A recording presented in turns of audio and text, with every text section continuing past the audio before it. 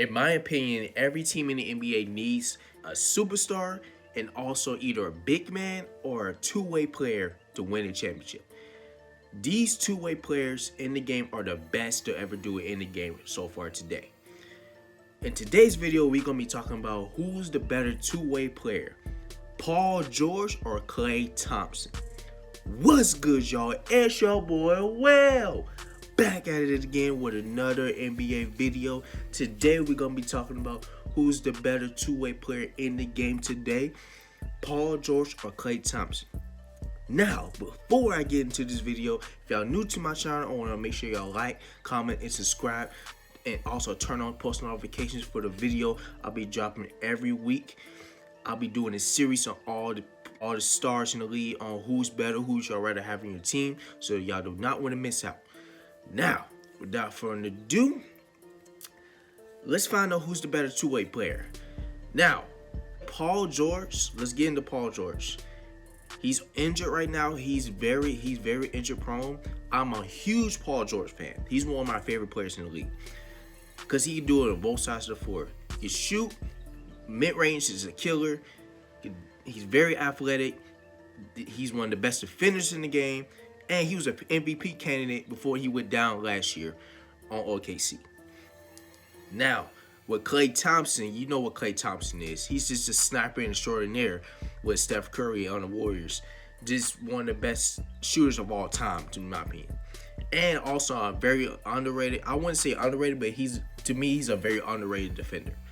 He's one of the best lockdown defenders in the game. He would guard their team's best player and lock them down. So, what we're going to do, we're going to start with another checklist. So, for mid-range, I have Paul George. Paul George, mid-range, he's a killer mid-range. He's unstoppable mid-range. Once he gets going mid-range, there's no stopping him. Limitless range, come on, man. That's obvious. Klay Thompson, Game 6, OKC, KD, Westbrook, unstoppable. 40 points in one half. 43 and 3 dribbles. He does this. So limitless range is obviously Klay Thompson. Better scorer, Paul George. Paul George averaged about 30 last year. So that's obvious. You know, if you can put Klay Thompson by himself, Klay Thompson probably averaged like 23. I don't think he's averaging 30 like Paul George would be. Who's more clutch? Klay. Like I said, Game 6. Steph Curry struggling in the first half. What did he do? Drop 41 on KD and Russell Westbrook. 11 threes. He's Game 6 clutch. Did the same thing versus Houston a couple years ago. Dropped 35, 8 threes. Or 6 threes or 8 threes. He does this. It's Klay Thompson. Better defender. It's a tough one. It's honestly a tough one. I'm going to say PG. Barely, though. PG averages more steals. PG averages 2 steals a season. He averaged 2.4 steals, the most in the league last year. So I give it to PG, but Klay Thompson is an amazing defender.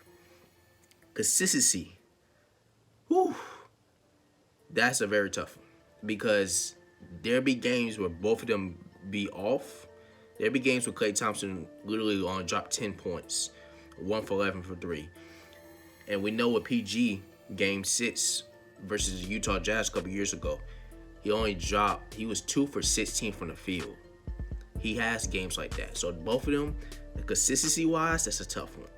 I'm going to probably give it to Klay because he's a pure shooter. He's a sharpshooter. So for Klay, he can just keep shooting. PG, he'll be off for a while. He will have to get his game going mid-range. Now, better shooter. Come on, man.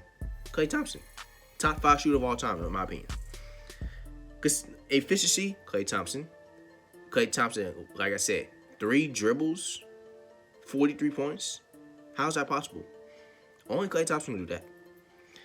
Better team player, Klay Thompson, because obviously he's on the Warriors, and the Warriors as a team is just very unselfish with Steph.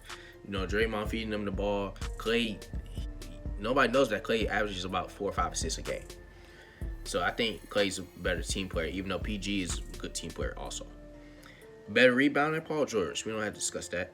Availability, Klay Thompson, even though Klay Thompson's out for the season, having a torn ACL, Klay Thompson doesn't really get injured.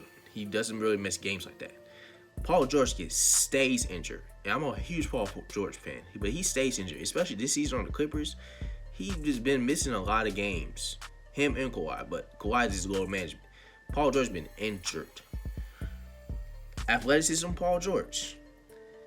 Now, out of all that's the whole checklist for y'all. Who is the better two-way player? You know what? I'm going to let y'all comment down below and let me know who's a better two-way player, because in my opinion, it's very close. Klay Thompson had a better career, obviously. But Paul George is the better athlete. He's the better defender. And he's a superstar. If I'm drafting a player to carry my team and be that one-piece superstar, I think he'll be a number one option over Klay Thompson. I don't believe Klay Thompson is a number one option. I think Klay Thompson is number two option. Paul George is number one option. So that's why I would say Paul George is the better two-way player. Now, if I'm LeBron James, I'd rather have Klay Thompson because obviously you just need a shooter and a great defender. But if I'm the Cavs or if I'm like the Hornets and I need that one superstar, one piece, I'm drafting Paul George. So yeah, man, that's gonna do it for my list. That's gonna do it for this video. I hope y'all enjoyed this video. If y'all did, make sure y'all give your boy a like. And thank y'all for tuning in. It's been your boy Will, and I'm out. Man, these hoes got me sidetracked. This hoes got me sidetracked. Man, these hoes got me sidetracked. I don't even mind that. Man, this hoes got me sidetracked. These hoes got me sidetracked. Goddamn, I'm so